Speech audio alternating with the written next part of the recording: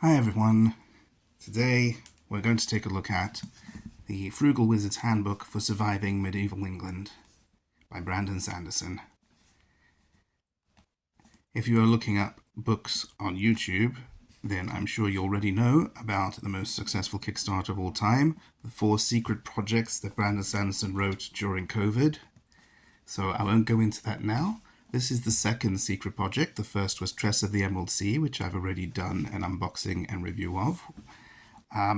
So I really wanted to give a look at this book because, again, I didn't back the print copies of the books. I backed the e-editions and the audiobooks because I could not lay out that amount of money all at once. But luckily, he has then put the print copies up for pre-order on his website, so I'm still able to get them. And I wasn't sure whether I was going to or not until I had a look through the e-editions and saw the artwork and thought, I have to have that. So a lot of people are talking about the story when they review the book without giving a good look at the book. This is the Kickstarter edition, not the retail edition, so there will be differences. So this is only available now on the Dragonsteel website, and I'll put a link below in the description. Now, people reviewing the book are saying it's not one of Brandon Sanderson's best. Maybe it isn't, but if this is one of Brandon Sanderson's worst, then his worst is better than a lot of people's best. So it's not that big, huge epic fantasy that people are used to, particularly if they're reading the Cosmere. This is very much a light-hearted, whimsical. Just from the title, you can tell this is a very tongue-in-cheek book.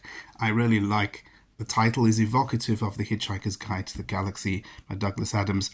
The book is nothing like that, though.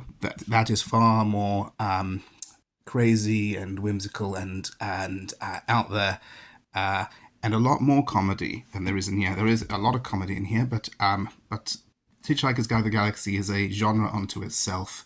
So the title might evoke it, but it's not really that style of book at all. This is a much more straightforward adventure story. The book is what Brandon Sanderson calls a white room story, where the main protagonist has amnesia. He doesn't know who he is, where he comes from, and so the reader learns all that information along with the protagonist. So I can't talk too much about the book without giving stuff away. So I won't go much into that. What I really wanted to do is give you a look at this Kickstarter edition because it is beautiful. This is a case where the book is really more than the sum of its parts. The whole thing forms a package together. I'll give you a look at the cover first. So, as you can see, we've got a wizard or someone in a wizard's hat standing on the earth holding what might be the titular handbook and some sort of futuristic gun, and it looks like he's beaming down or portaling in. The cover does spoil a little bit of what's going on. It's not time travel. That's what I'll say, but you can probably tell from the cover what might really be going on with all these different Earths in the background. We'll take a look at the spine.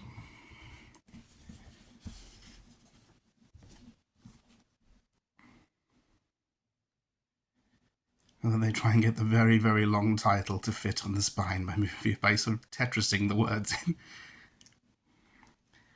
Got the Dragonsteel logo. We'll have a look at the back, and we'll get already a taste of some of the comedy. We've got some more multiple Earths. We here at Frugal Wizard Inc. are committed to providing you with the highest quality experience possible, available to any true wizard for a reasonable price. We provide the fun, you provide the body. Asterix. And the money. Don't forget the money. Also, we mean your own body, though we don't ask too many questions.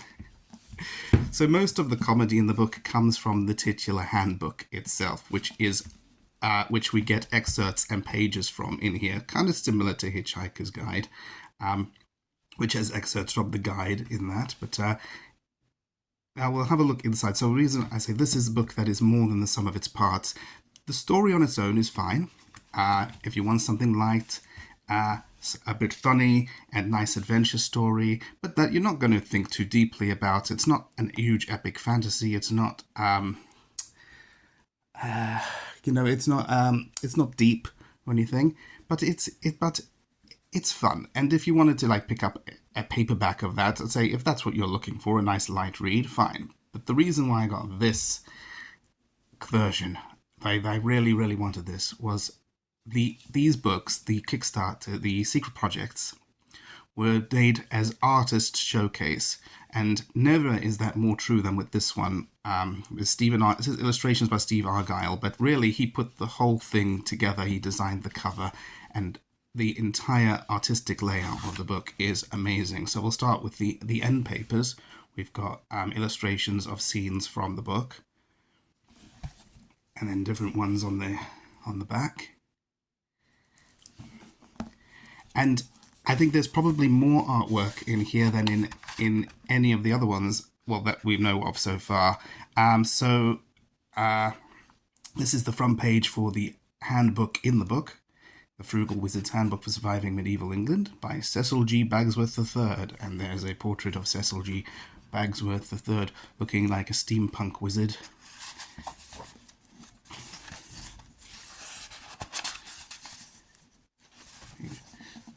So the book is printed in blue and black, and then it is absolutely full of artwork, because every time we get excerpts from the handbook, we get a title page.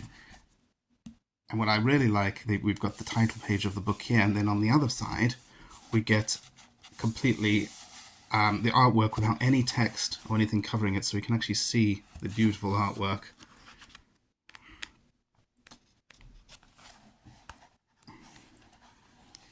And then we've got these lovely little cartoons on the FAQs.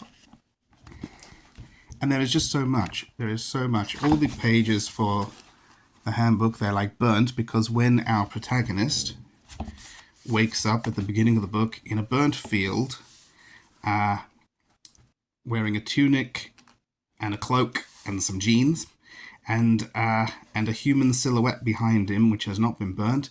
There are pages of the book fluttering around him, because the book appears to have exploded on his arrival to wherever he is. The top of each chapter has these rune stones with different images. There's a different one at the top of each chapter. Here we got another one. You are a wizard. You've got the excerpt from the handbook with the burnt page, and then the unaltered artwork on the other side showing the full thing. Absolutely lovely.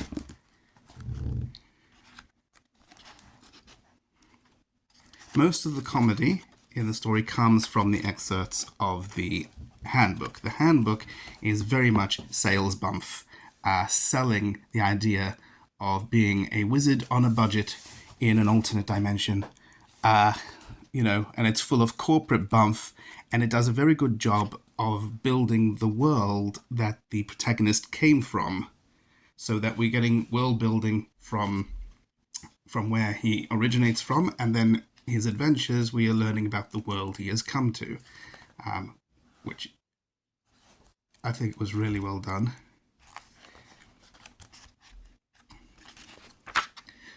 So obviously we also have full color pictures as well on these color plates, as that he arrives in the field with an explosion around the human silhouette, and here are the pages of the book around him. I don't want to give too much away. Hopefully it doesn't do too much away. So yeah, we've got a color plate in the middle of where we've got the handbook and then the unaltered artwork. That looks like a bit of a futuristic Castle Grayskull. As the color plates are also beautiful, but the color plates are actually what is happening in the story. And then, I really like this, we have the margin art. There is so much in this. So we've got the margin art, which is like this little cartoon, about this little cartoon wizard and his adventures, and it tells its own little story, no dialogue or anything. It's its own little story, completely separate from the rest. I don't know how well you can see it on the camera. You can. The adventures of this little cute cartoon wizard going to the wizard shop and buying his Frugal Wizard package.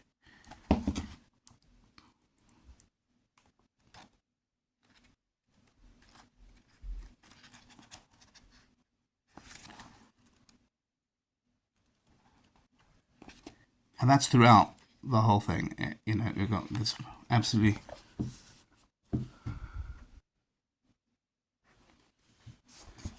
So that's why I say this is a book that is more than the sum of its parts. If we just had this story in a plain paperback, we'd just have the story. But together, it makes this wonderful, funny, whimsical package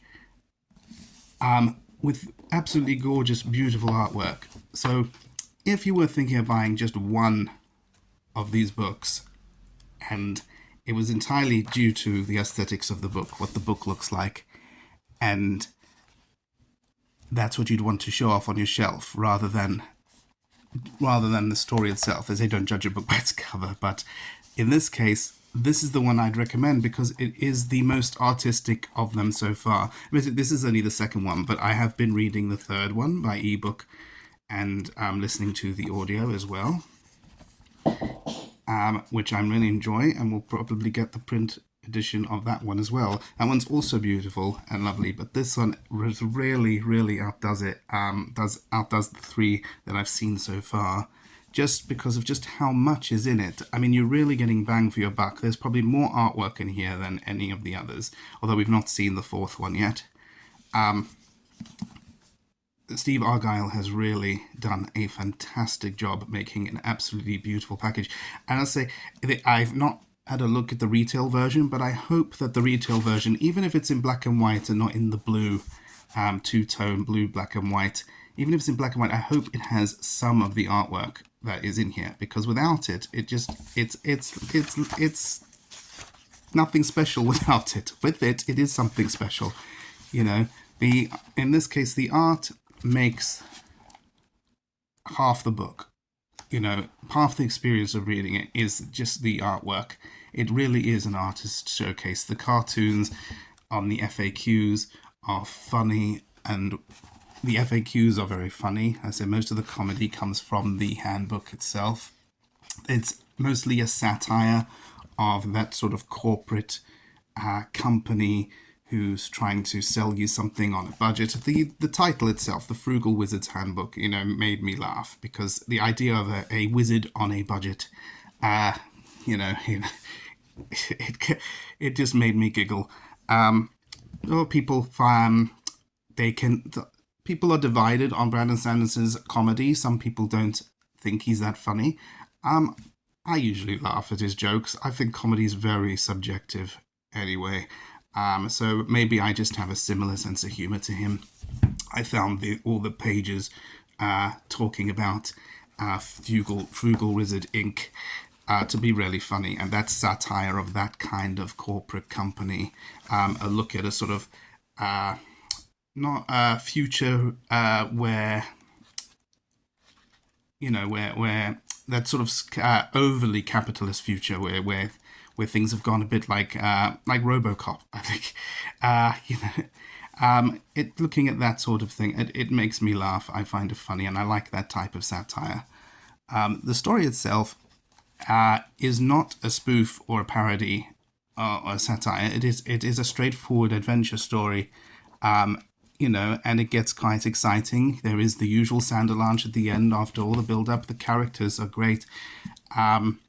You start out not really liking him so much, and then he as he finds out more about himself and you find out more about him, you get to like him a bit more. And then Sanderson's always been very good at character development, and there's no exception here. The character develops into a person that we like better and that he likes better. And can't say too much about him, because not even his name, because he doesn't know it at the beginning of the book. He doesn't know who he is, and everything he thinks he knows he's guessing.